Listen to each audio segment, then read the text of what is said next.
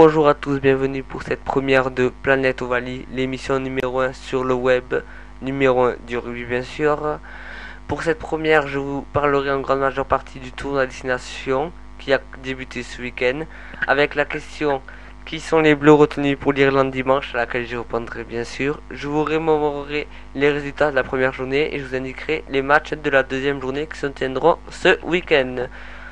Ensuite, je viendrai sur le transfert de la semaine, qui cette semaine est Fred Michalak, qui, selon Rugby Hebdo, quitterait le Stade Toulousain pour rejoindre les Sud-Africains de Durban. Ensuite, on viendra à la Pro D2, et oui, car il y a de la Pro D2 malgré tout à destination. Après la Pro D2, il sera l'heure de parler de la réunion de l'ERC, qui s'est tenue sans français et anglais mercredi. Et pour finir cette émission, je vous parlerai du portrait de la semaine, mais je vous en dis pas plus.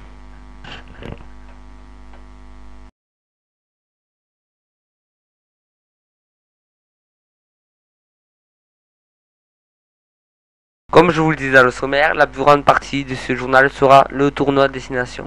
Alors une seule question, qui sont les bleus retenus pour l'Irlande dimanche? Ben c'est tout simple en fait. Bernard Laporte effectue 5 changements dans le groupe face à l'Irlande, 3 changements concernent le pack et 2 la ligne des arrières. Au sein du pack, le pilier Sylvain Marconnet retrouve une place de titulaire au détriment d'Olivier Milou, alors que Pascal Papier remplace Jérôme Thion. En troisième ligne, c'est le Biarro Imanol Arinordoki qui a fait une courte apparition lors du match à Rome, qui remplacera le Bergalien Julien Bonner.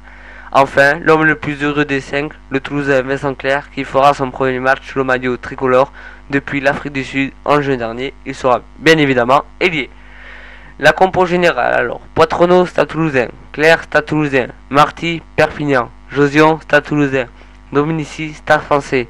À l'ouverture, ce sera Strela du Stade Français, Mignoni de Clermont, Arinordoki de Biarritz, Chabal de Celle, Betsen de Biarritz, Papé de Castres, Nallet de Castres, De Villiers du Stade Français, Ibanez de Waps, qui sera le capitaine, et Marconnet du Stade Français. Les remplaçants sont Bruno de Seille, Milo de Bourgoin, Thion de Biarritz, Bonner de Bourgoin, Yachvili de Biarritz, Boxy du Stade Français et Cédric Mann du Stade Toulousain.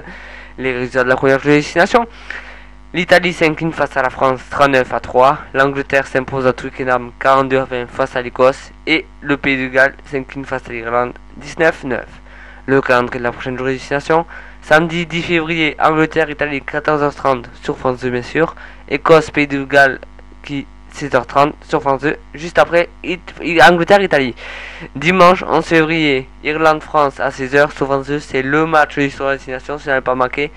Et pour refermer cette page sur la destination, je vous indique le talonneur du 15 de France, Dimitri Zarzeski, qui souffre d'une instabilité à l'épaule gauche, est indisponible pour le restant du tournoi. Voilà, on va passer à l'autre page.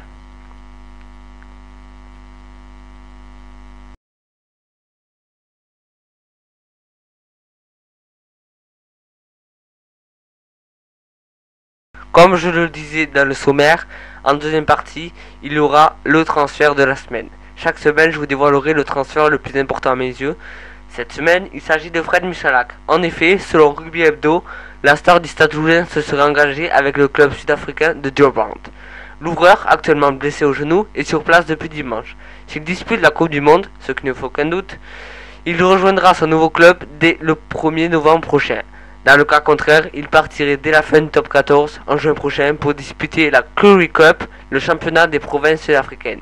Fred a motivé son choix en précisant qu'il souhaitait progresser en jouant dans le Super 14. Tout cela est à mettre au conditionnel, bien sûr. Cette affaire est à suivre.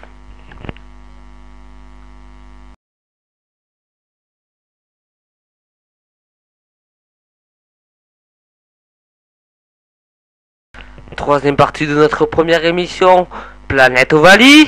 Alors, Pro D2 maintenant. Bien que le tournoi à destination ait commencé, il ne faut pas oublier la Pro D2. Je vous rappelle donc les matchs pour ce week-end ainsi que le classement général. Alors, samedi 10 février, 15h, Racing Métro 92 reçoit Grenoble. 18h30, Auch reçoit Pau. Toulon reçoit le Stade Bordelais.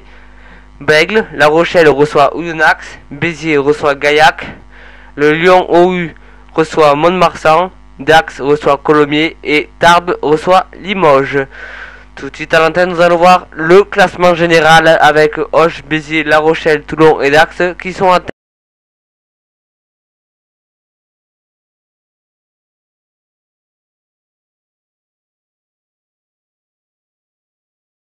Quatrième partie de notre premier journal Planète Ovalie, nous allons parler ERC.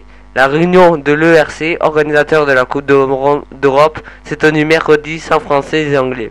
Un boycott français est toujours envisageable alors que les responsables de l'ERC ont l'espoir qu'un protocole d'accord où figurent toutes les requêtes des clubs français et anglais serait susceptible de faire avancer le dossier dans la perspective de la future réunion calée au 14 mars.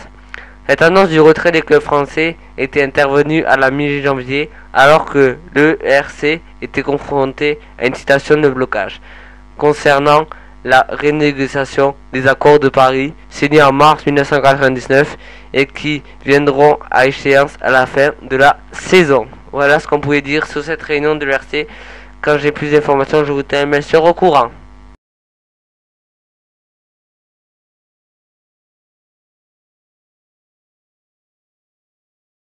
Avant d'aborder le portrait de la semaine, qui sera la dernière partie de notre journal Planète Ovalie, nous allons vous montrer les réactions de Bernard Laporte, David Scrella, Clément Poitrenaud. Réactions tournées par l'équipe TV après le match Italie-France.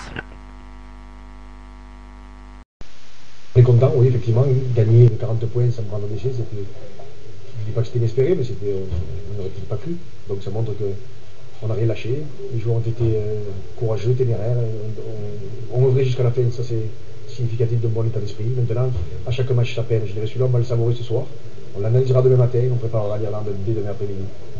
Le boulot qu'a fait les avants, nous derrière on a eu juste à gérer le match, à bien distribuer les ballons et puis après à jouer en contre quand les Italiens étaient largement derrière, donc je crois qu'on a fait un gros match pendant 80 minutes. Quoi.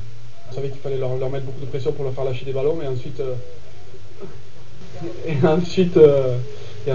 les contrer. Voilà, ça c'est comme ça que ça s'est produit. Donc voilà, les plans ont bien fonctionné.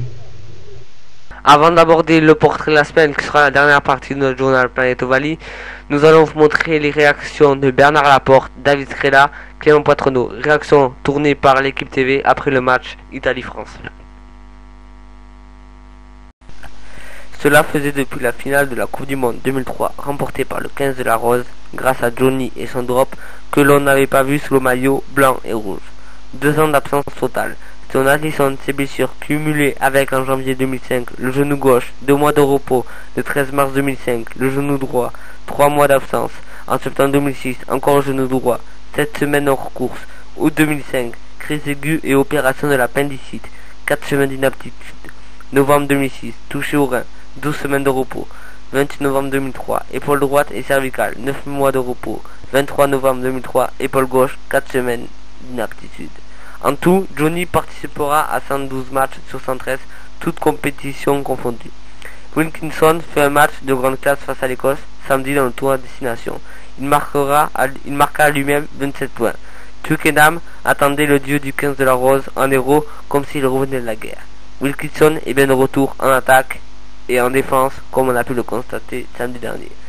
Johnny s'en alla de Twickenham sous une standing ovation du public anglais. La bonne nouvelle c'est que Johnny est de retour. La mauvaise est qu'il ne joue que pour l'Angleterre.